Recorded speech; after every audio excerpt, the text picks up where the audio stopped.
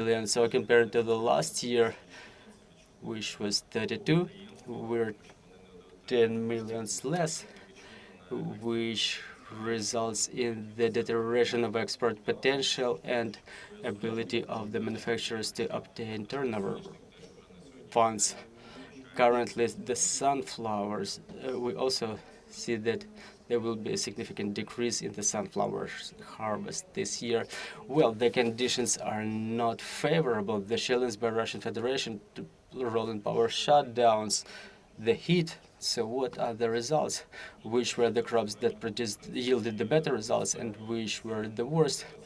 Well, talking about the early grain crops, they were not affected by the heat.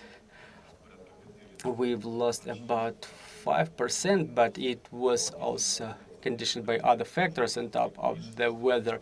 But in case of oil crops, the result may be 15% lower. Also, the vegetables were affected because at the peak of their maturation, the temperature above the ground was over 15 degrees, so they were overheated. Hopefully, we will be able to compensate it with the later harvest, and people will see no deficit because thanks to the diversification all across Ukraine, we have good supply from the western and central Ukraine, Kyiv, Cherkasy, Lviv, all those regions added to growing of vegetables. So, but the situation may be a little bit worse with the potato due to the weather factors, and respectively we see negative consequences on side of the manufacturers, and 90% of the potato that is being sold is for households. That's why we keep observing the high prices even during the peak season, and in autumn the prices will be way higher compared to the previous year. And that's characteristic of this weather factor that added some negative nuances here. Well, you've mentioned the growth of price for potato, but talking about other types of vegetables and other products, what about them? So yeah, weather factor was quite definitive in July, but other factors also add to the modification of price. For example, for the time being is the factor of energy carriers. The blackouts that started in June and July increased the net cost, and we would see the reflection of this process in the shelves of the supermarkets, because in case of use of the generators, 1 kilowatt of use may amount to 30 hryvnia per kilowatt, which is added to the final price of the product. Also, another definitive factor is inflation, the fluctuation of hryvnia against dollar. We see the dollar growing, and in autumn it's about to grow even a little bit more. That will add more to the final price. And again, the prices to the gas and diesel will create additional expenditures inside of the manufacturers. So all those factors will result in the growth of prices at the level of 10 to 15%. That will be visible. Obviously, it's not going to happen at one moment, but now you can observe the situation with the bread. Within the year 24, the price has grown 15%. And within further periods, there will be 2, 3, 5% added to the price in order for the businesses to be able to continue operating, because they have tax obligations, they have jobs to pay for. And it's important for the businesses to continue operating, to create jobs, to continue paying taxes, and to cover our needs, our demand as the Ukrainian citizens. So we're not going to get away of that price growth.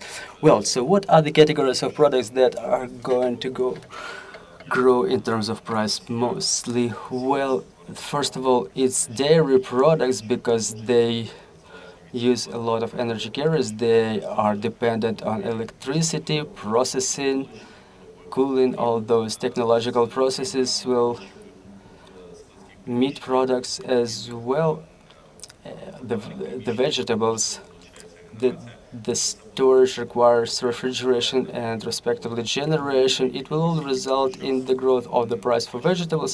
So in the autumn, I mean, it's natural. Half a year it's warm in Ukraine.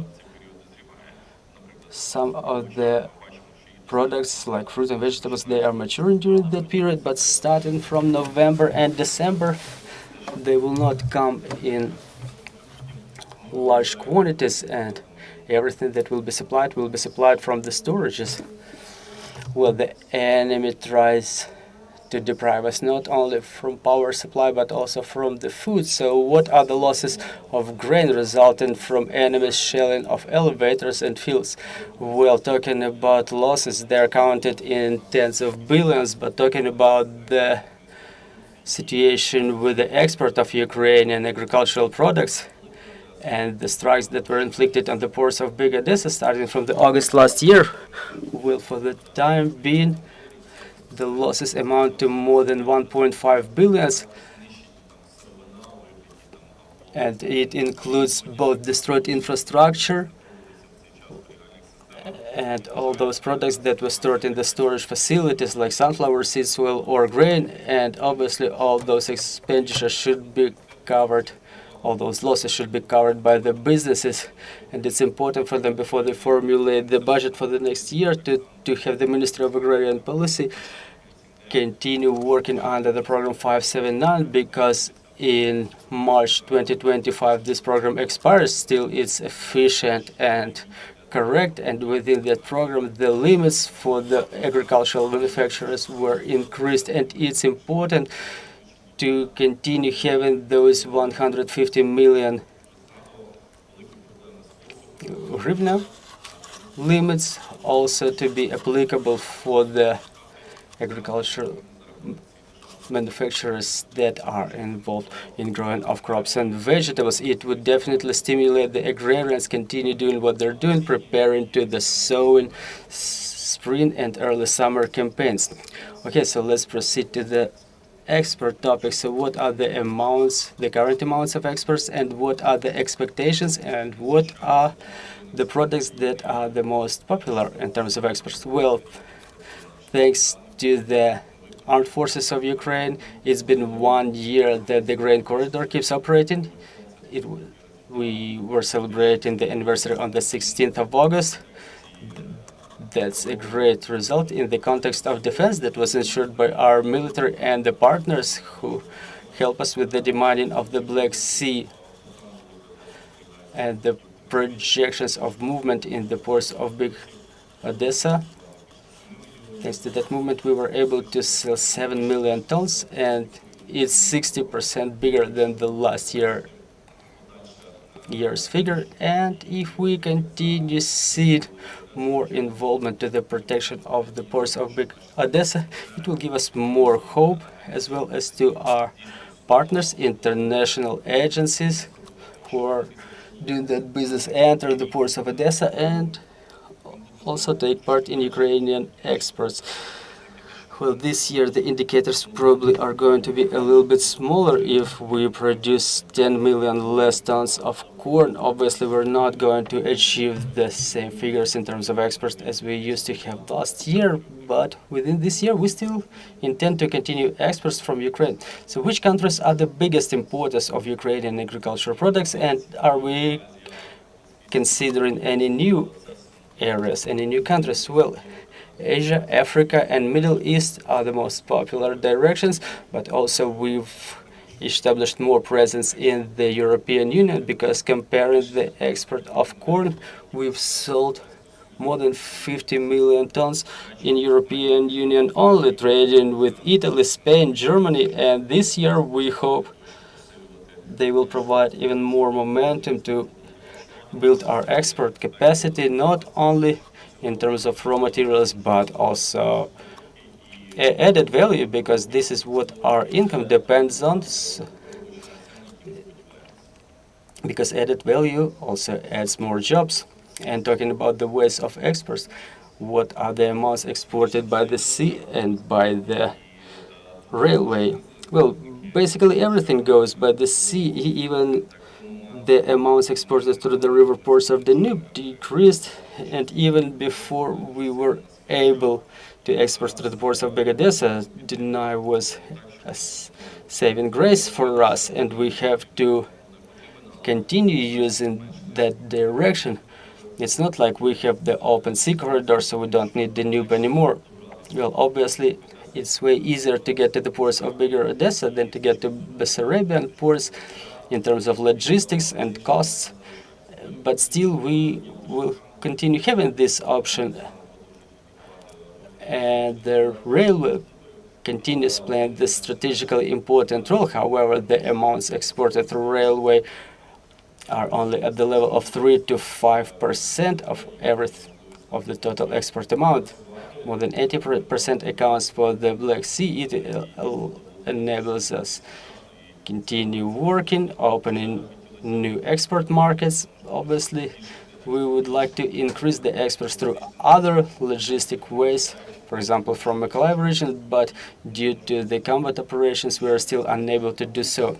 So talking about the exports to European Union, we work within certain quotas for different types of products there. So what is the situation with those quotas?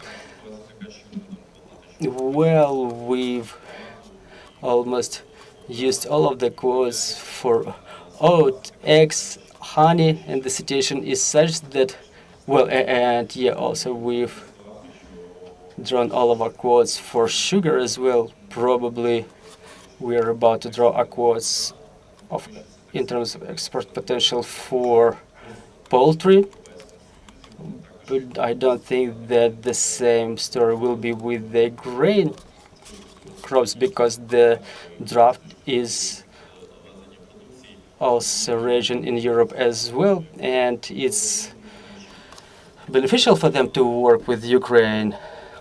So again, I don't see any potential decrease of exports of grain crops. Well, thank you very much, Mr. Denis. Let me remind you that we were talking to Mr. Denis Marchuk, Deputy Chairman of the Ukrainian Agrarian Council, and Ukrainian Media Center will continue at 11:30, and we will talk about persons missing in action. Stay tuned.